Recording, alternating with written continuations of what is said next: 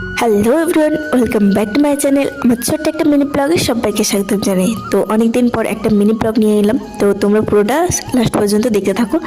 ভিডিওটা হচ্ছে আমি সারাদিন কি কি করলাম দুপুরবেলা তোমাদের সাথে সেটাই শেয়ার করবো, তো দেখতে থাকো। আজকের দিনটা শুরু করলাম বাড়ির কাজ দিয়ে। প্রথমেই আমি বাড়িটা ভালো করে ঝাড় দিয়ে দেবো। ঝাড় দেওয়ার কারণ আমি করবো রান্না, মা বাড়িতে নেই। ভালো করে সব দিকটা পরিষ্কার করে ঝাড় দিয়ে রাখলে খুব সুন্দর দেখতে লাগে। তারপর চাল ধুয়ে আনলাম পুকুর থেকে ভাত বসানোর জন্য। তারপর এক এক করে রান্নার যা যাবতীয় জিনিস লাগবে সবকিছু এক এক করে আনতে লাগলাম। সবকিছু এক জায়গায় থাকলে রান্না করতেও সুবিধা হয়।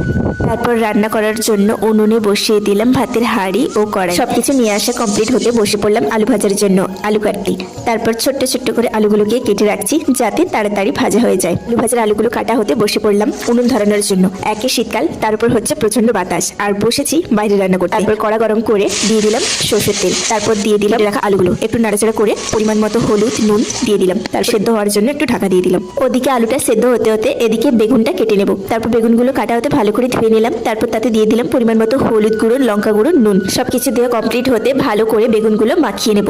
মাখিয়ে নেওয়ার পর এদিকে কড়াইতে থাকা আলু ভাজাগুলো নামিয়ে নেব। তারপরে বেগুনগুলো ভাজার জন্য কড়াইতে দিয়ে দেবো। আজ করব ডিমের ঝোল, তাই ডিম ফাটিয়ে নিয়েছি। এখন তাতে পেঁয়াজ, লবণ, হলুদ গুঁড়ো দিয়ে দিয়েছি, দিয়ে মাখিয়ে নিলাম। পর কড়াইতে থাকা বেগুন ভাজাগুলো নামিয়ে নিলাম। হয়ে যেতে বসিয়ে দিলাম ডিমের ঝোল, আর এদিকে ফুটছে। পর হয়ে গেল ডিমের ঝোল।